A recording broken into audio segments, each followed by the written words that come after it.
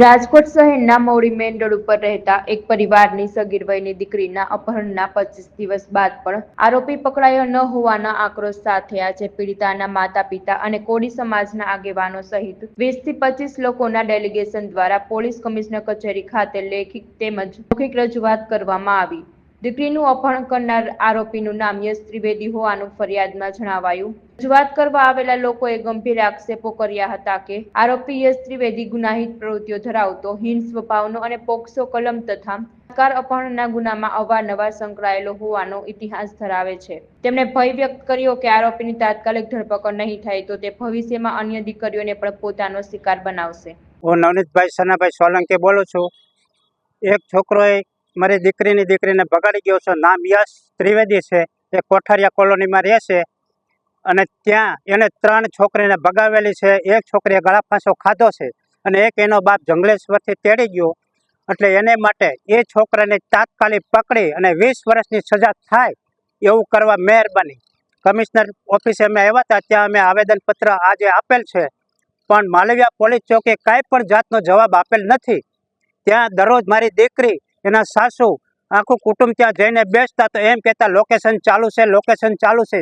એને લોકેશન અમને ક્યારેય પણ બતાવેલ નથી। તો એને માટે તાત્કાલિક આ કમિશનર સાહેબે કીધું છે કે અમે ત્યાંનું જઈને બધી તપાસ કરશું। મારું નામ આરતી છે। મારી છોકરીને લઈને કોઠારિયાનો છોકરો વયો ગયો છે। 25 દિવસ થયા, કાંઈ ખબર નથી ક્યાં છે, શું છે, કાંઈ સમાચાર નથી આવ્યા। એ માટે અમે ફરિયાદ લખાવેલી છે। 25 દિવસ થયા અને અમે લોકેશન ઉપર ચાલે છે પોલીસ સાહેબ બધાય, પણ અમને કાંઈ જાણકારી મળી નથી હજી। તો એના માટે અમે કમિશનર સાહેબની ઓફિસે આવ્યા છે અને અમે અરજી આપી છે। જવાબ આપ્યો, આગળ અમારું કામ હાલશે એમ અમને કીધું છે।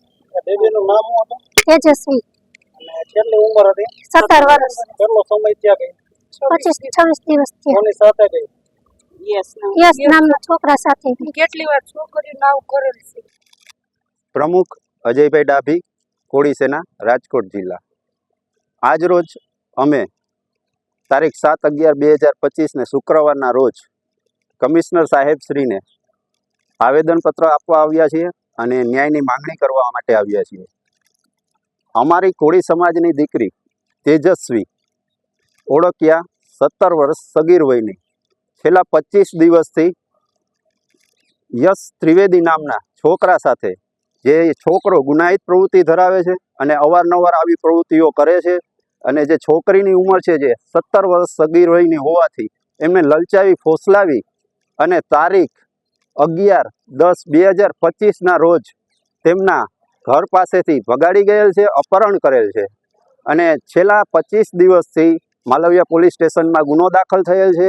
અને ત્યાર પછી ગુનો દાખલ થયા પછી તેમના પરિવારના વાલીજનો ત્યાં માલવિયા પોલીસ સ્ટેશનમાં અવારનવાર 5 થી 6 વાર ત્યાં મુલાકાત લઈ અને ન્યાયની માંગણી કરેલ હતી। તેમ છતાં પણ તંત્ર દ્વારા માત્ર ને માત્ર એમની કાર્યવાહીને, લોકેશનને એના આધારે જ જે કોઈ આગળ કાર્યવાહી થઈ નથી। અને છોકરી 17 વર્ષની હોય અને સગીર વયની હોય, તેમના માતા પિતાને ચિંતા થતી હોય કે આજે છોકરી ક્યાં છે, શું છે, એની પરિસ્થિતિ શું છે। જો આવનારા દિવસોમાં આવીને આવી પરિસ્થિતિઓ ઊભી રહે કોળી સમાજમાં, તો હું અહીંયાથી એક આહવાન કરું છું, સર્વ સમાજની દીકરી એક સરખી, એક સમાન જ હોવી જોઈએ। જો આ સમયે આ વસ્તુ બનતી હોય અને આવનારા દિવસોમાં કોળી સમાજની કોઈ પણ દીકરી અથવા અન્ય સમાજની દીકરીઓ જે સગીર વયની હોય ને આવા જે લોકો છે એ ખોટી રીતે લોકોને ફસાવી અને કાંઈ પણ બીજી પ્રવૃત્તિઓ કરતા રહેશે, તો આ કોળી સમાજ એ સમાજ નથી રહ્યો હવે કે જે પહેલા હતો। એટલે સામ દામ દંડ ભેદની તમામ નીતિ સાથે આ કોળી સમાજ આગળ ન્યાય માટે દરેક પ્રયત્નો કરશે એવી અમારી આપ સૌને માંગણી આપ મીડિયાના માધ્યમથી કહેવા માંગીએ છીએ કે ચેતી જજો। આ કોળી સમાજ હવે એ નથી રહ્યો જે તમે પહેલા જે વિચારતા હતા। હવેથી આવનારા દિવસમાં કોળી સમાજ જાગૃત છે, સક્ષમ છે, દરેક રીતે તૈયાર છે। જય કોળી સમાજ।